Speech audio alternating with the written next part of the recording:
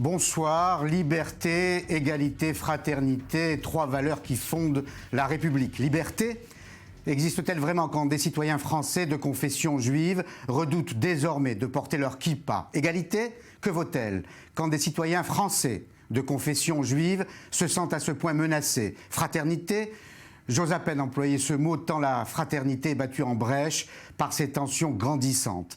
Voilà l'enjeu du débat sur le port de la kippa, débat qui a émergé hier au sein de la communauté juive de France et qui s'est étendu à toute la sphère politique. Léa Berdugo. Offusqués, troublés, désemparés, les responsables communautaires juifs font entendre leur mécontentement. Pour beaucoup, ôter la kippa ne résoudra rien. Roger Kukierman, le président du CRIF, qualifie la proposition du responsable communautaire marseillais de défaitiste, tandis que le président du consistoire de Paris, Joël Mergui, lance un appel choc « Touche pas à ma kippa », allusion au célèbre « Touche pas à mon pote » de SOS Racisme. De leur côté, les responsables politiques tentent de rassurer la communauté juive. La garde des Sceaux réaffirme le droit des Juifs à porter la kippa. Cette République laïque, elle reconnaît la liberté de conscience, elle reconnaît aussi la liberté de croyance et la République garantit l'exercice des cultes.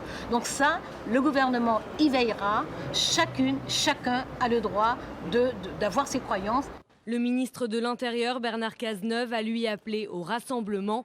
Il souhaite à tout prix éviter la polémique.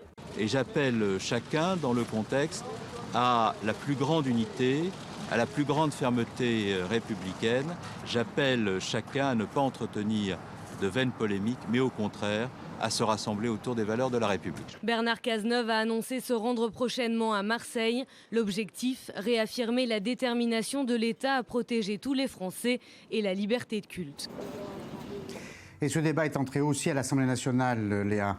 Oui, alors on a entendu la réaction de l'exécutif qui a montré un visage plutôt protecteur et rassurant. Mais chez certains députés, eh bien, c'est la colère que l'on souhaite exprimer. On a assisté cet après-midi à une scène totalement inédite, côte à côte. Claude Goasguen et Meyer Habib, respectivement députés de Paris et des Français de l'étranger, ont fait sensation dans les couloirs de l'Assemblée. La cause, ils ont foulé le sol de la salle des 4 colonnes, une kippa sur la tête. Claude Goasguen explique son geste, on l'écoute.